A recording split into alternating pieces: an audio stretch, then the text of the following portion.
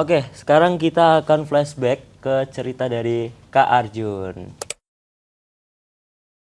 Selamat datang Kak Arjun. Terima kasih sudah mengundang Gimana nih? saya. Apa kabar? Baik, luar biasa sih. Oke, kan sekarang Kak Arjun itu udah di semester 6 ya Kak? Nah gimana nih? Udah mulai pusing mikirin TA atau skripsi atau masih santai-santai aja deh? Oke, jujur udah mulai pusing mikirin judul, mikirin mau bikin proposal Oke. apa. Bahkan sesimpel mau nentuin mau ambil TA atau skripsi ya. Ya. Gitu sih untuk sekarang. Oh, sekarang tapi jadinya ngambil TA atau skripsi? Nah itu masih menerka-nerka aja sih. Soalnya aku sendiri juga harus menyesuaikan kan kegiatanku semester depan itu bakal sepadat apa. Itu bakal menjadi pertimbangan apakah aku harus ambil skripsi atau TA seperti itu. Oke. Terus aku penasaran nih, gimana sih rasanya jadi seorang mahasiswa yang selain dia itu kuliah, ngerjain tugas-tugas kuliah, terus dia tuh aktif buat ngurusin bisa dibilang bisnis sendiri itu yaitu Keno Kreatif. Oke, lumayan menantang sih ya rasanya untuk bisa membagi waktu antara kuliah, organisasi juga, dan juga bisnis. Kebetulan seperti yang mungkin teman-teman beberapa belum tahu ya, aku selain berkuliah itu juga mencoba membangun studio-studio kecil-kecilan gitu, namanya Keno Kreatif. Jadi Keno Kreatif ini adalah sebuah studio slash agensi gitu yang berjalan di beberapa bidang gitu ya.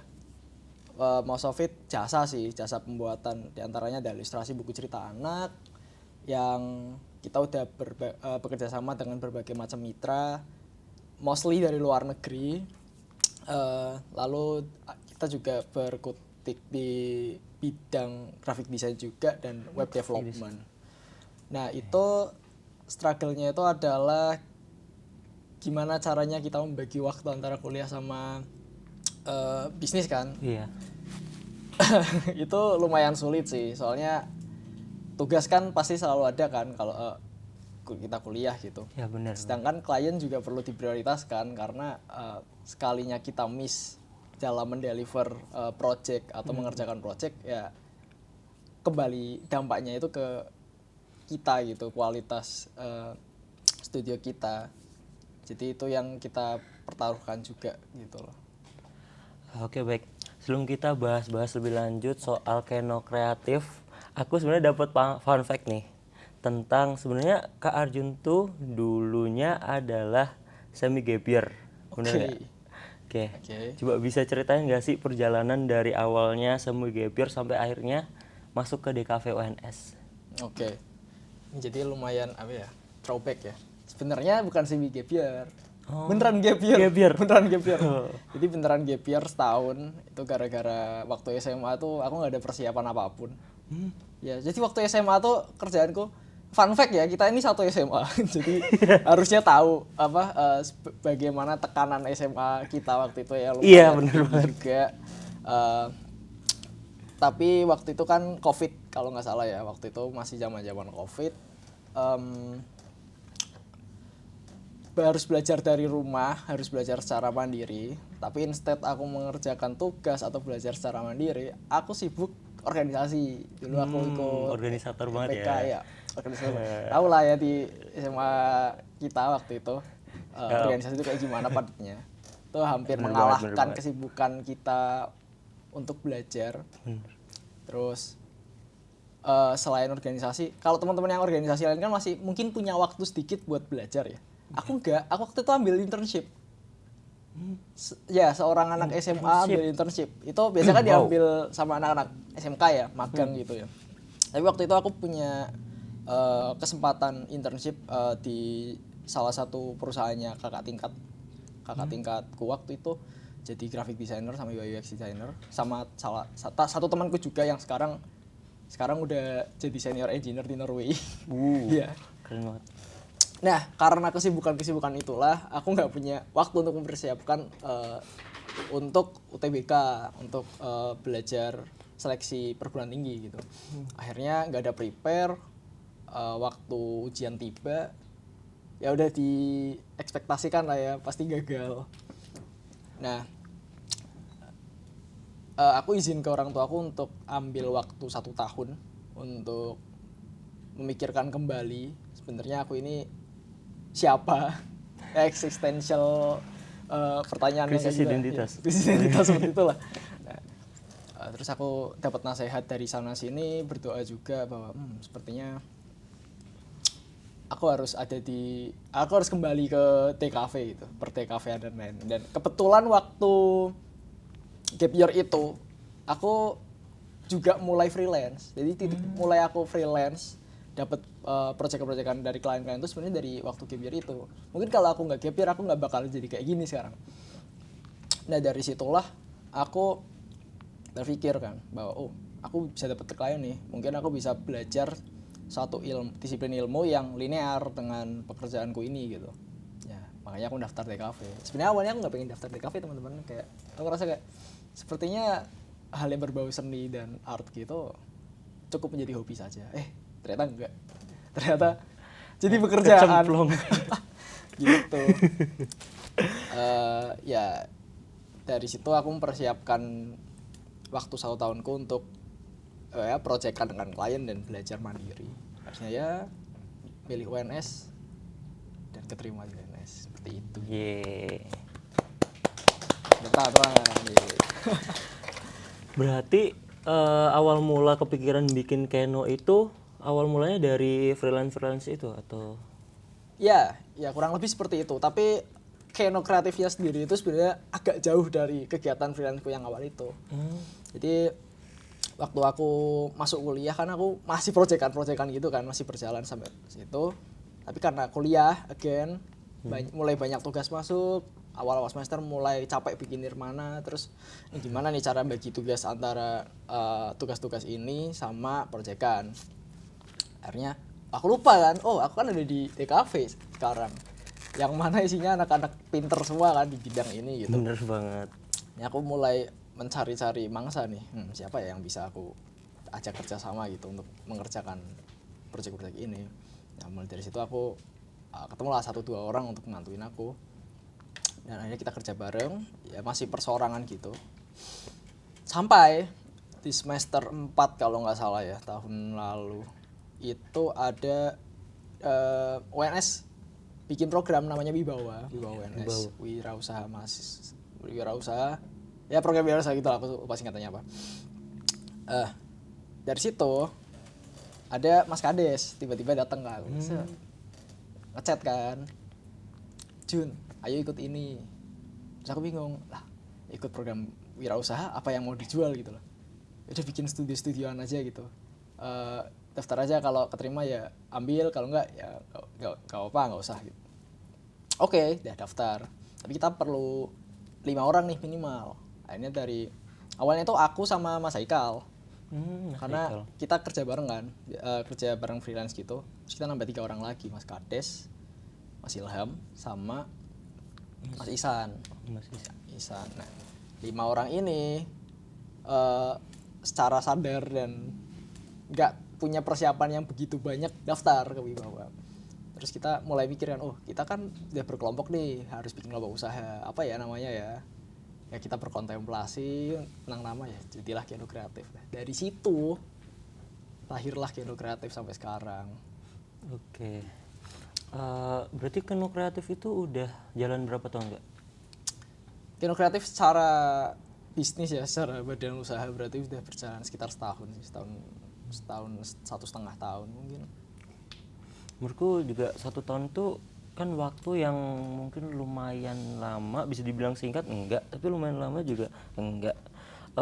Gimana sih Kak? Aku kan sering lihat di story IG Kakak, terus juga di story IG Keno itu tuh Kakak tuh ngeposting kebersamaan tim-tim atau mungkin partner-partner Kakak, kayak misal lagi rapat, lagi kumpul di kanopi gitu-gitu. Gimana sih Kak cara biar ngejaga tim tetap solid sampai sekarang? Oke. Ini pertanyaan yang lumayan sering tanyakan juga sih. Gimana caranya dapat Jujur penasaran itu. apa ya, nakama, partner-partner kayak gitu yang bisa solid.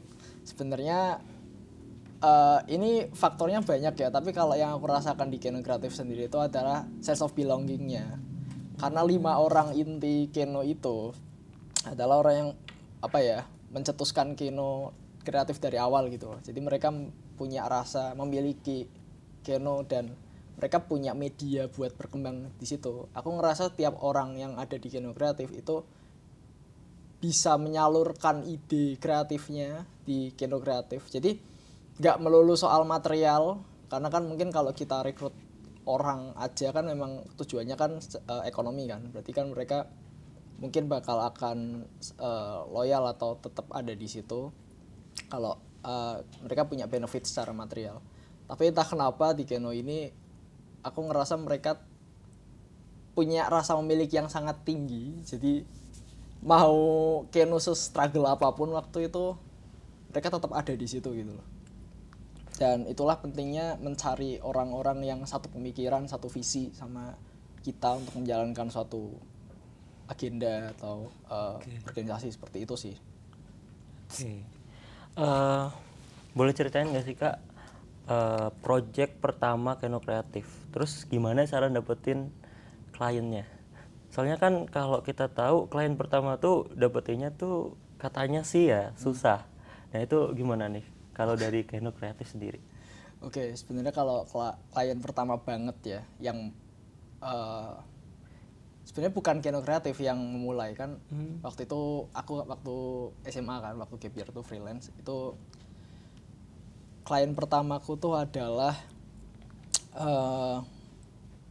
orang orang United Emirates Arab, UAE. Oh. Ya, itu aku dapat dari platform sebenarnya, platform marketplace freelance gitu, kayak Fiverr. Ya waktu itu, aku cuma bermodalkan ini sih, bermodalkan portofolio gambarku yang aku hobi gambar dari SMA. Itu aku pakai, terus aku taruh di Fiverr.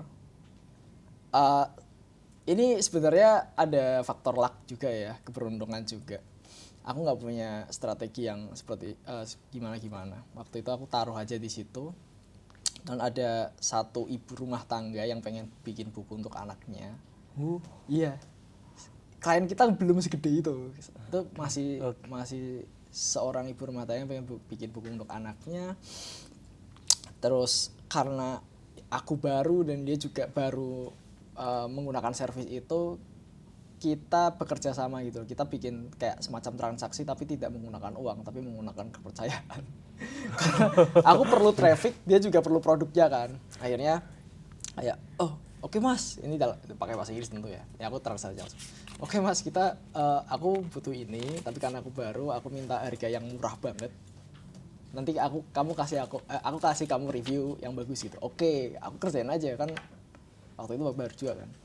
Nah justru dari itulah aku bisa punya porto profesional pertama kali yang bisa aku gunakan lagi seterusnya sampai aku ganti platform lagi sekarang di Upwork sama teman-teman. Nah dari trust di awal itulah yang jadi kayak snowball effect gitu sampai sekarang.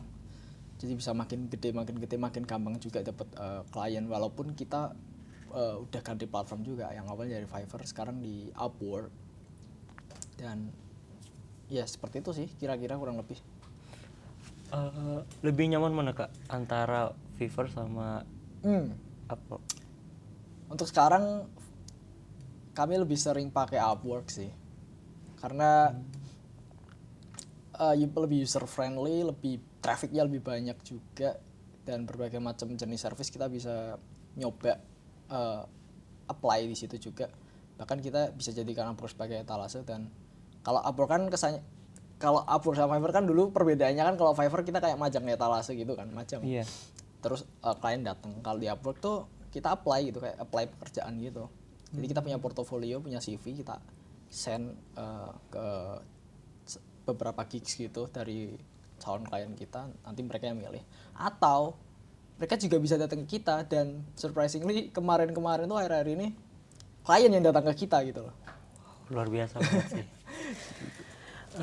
Sekarang aku penasaran nih sama sistem kerja dari Keno. Gimana awalnya, mungkin buat teman-teman yang penasaran soal cara bekerja studio atau cara bekerja agensi kecil-kecilan, dari awalnya ada klien masuk sampai nanti pembagian tugasnya gimana, terus juga pembagian komisinya gimana, bisa diterangin nggak Kak? Oke. Em, Mungkin kalau dalam pembuatan suatu project ya, pengerjaan satu project itu pipeline-nya sangat banyak, sangat panjang. Pertama dari klien masuk kita perlu negosiasi dulu apa yang mereka butuhkan dan apa yang kita harus lakukan gitu. Dari situ kita sepakat. Setelah sepakat kita bikin semacam MOU gitu untuk disepakati bersama bahwa itu tuh penting sebenarnya buat boundaries, buat kita nggak melenceng kemana-mana atau nggak melebar kemana-mana atau klien nggak minta yang aneh-aneh gitu. Dari situ kita sepakat tanda tangan, kontrak dibuat. Kontrak itu buat ngamanin uangnya biar nanti uangnya bisa aman sampai ke kita juga. Dan dari situ kita mulai deh, karena mostly project kita tuh di ilustrasi ya, buku cerita anak, kita bakal bedah tuh dari brief yang mereka berikan ke kita, ceritanya kayak gimana, sepanjang apa halamannya. Dan dari situ kita tahu kita perlu peran apa aja di sini. Ada biasanya kalau di project kita tuh ada storyboarder, orang yang bikin storyboard, terus ada yang bikin line art, terus ada yang base coloring sama color rendering. Dari situ kita breakdown timelinenya, atau mungkin kita pecah milestone-nya ya biar agak ringan. Jadi milestone pertama targetnya halaman sekian sampai sekian, nanti kita kirim ke mereka. Setelah kita mereka ACC, nanti kita lanjut ke milestone berikutnya seperti itu. Dan biasanya itu dikerjakan secara paralel, jadi kita nggak saling menunggu. Jadi kayak storyboard, biasanya storyboard kelar duluan, lalu line art itu kayak mungkin ngerjain 1-2 halaman, lalu disusul langsung sama base color sama rendering. Jadi kayak kita nggak saling nunggu gitu, semuanya kerja bareng bersama-sama. Oke. Keno ada rencana buka member baru nggak Kak? Untuk member tergantung kondisi keuangan ya nanti ya. Kita lihat kondisi keuangan gimana. Tapi untuk yang lebih fleksibelnya kita ini sebenarnya buka mitra teman-teman. Jadi kita tergantung kalau kita masih kedapatan banyak project, kayak akhir hari ini, syukurnya kita dapat banyak project dan kita kayaknya perlu bekerja sama-sama beberapa mitra lagi. Ya, jadi Keno Kreatif membuka seluas-luasnya teman-teman untuk gabung ke project-projectnya kita. Kirim aja ke DM Instagramnya Keno_Creativy, cek aja, atau di emailnya ada di situ. Kirim CV sama portofolio kalian aja, nanti kita bisa review. Oke, jadi buat teman-teman yang mungkin punya skill yang oke, terus juga pingin mendapatkan pundi-pundi, bisa langsung aja hubungin Instagramnya Keno Kreatif, atau mungkin bisa ke pribadinya Mas Arjun, IG Bisa pribadi. langsung ke IG pribadiku, kirim aja ke DM. Oke, apa Mas IG-nya?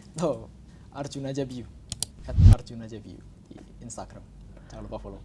Oke, buat pertanyaan terakhir nih Mas, harapan Kak Arjun buat Keno 3 tahun ke depan, terus satu pesan buat anak DKV yang pengen sukses sebelum lulus kuliah.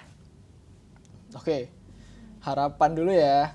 Harapan Oke. Keno Kreatif 3 tahun ke depan adalah Keno tetap eksis, karena ini sedikit ketakutanku aja sih, karena kita semua udah, para founder-foundernya udah mau pada lulus, udah mau sibuk soal TA.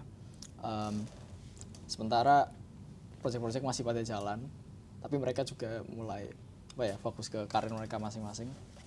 Ya which is bagus buat mereka, tapi aku harap Keno masih akan tetap ada, masih akan tetap beroperasi seperti biasa dan bisa memberikan manfaat lebih besar lagi ke teman-teman, nggak cuma dari internal Keno, tapi juga untuk teman-teman yang lain yang ingin berkembang bersama.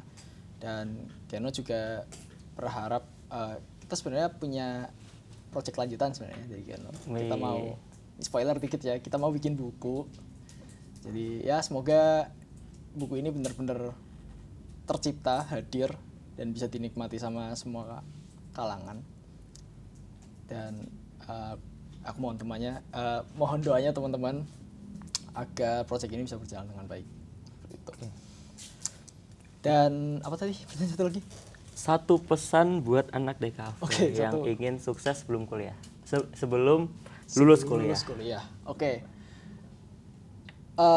Teman-teman, mumpung masih mahasiswa, terutama yang masih baru-baru, manfaatkan semua kesempatan dan fasilitas yang diberikan sama kampus dan juga advantage kalian sebagai mahasiswa, karena sebagai mahasiswa kita punya waktu untuk mencoba banyak hal, mencoba hal baru tanpa takut akan tanggungan-tanggungan seperti tanggungan keluarga atau berumah tangga seperti itu kan, atau mungkin bekerja. Karena dalam masa-masa kuliah ini banyak sekali opportunity yang bisa kalian coba as a student. Jadi coba semuanya, coba semua kesempatan yang ada waktu kuliah. Oke, jadi jangan pilih-pilih, langsung cobain aja. Oke, terima kasih Mas Arjun udah mau main-main ke Control Z. Oke. Telepon dulu. Oke, thank you juga udah undang aku di sini. Oke. Senang banget di sini. See you in the next Control Z.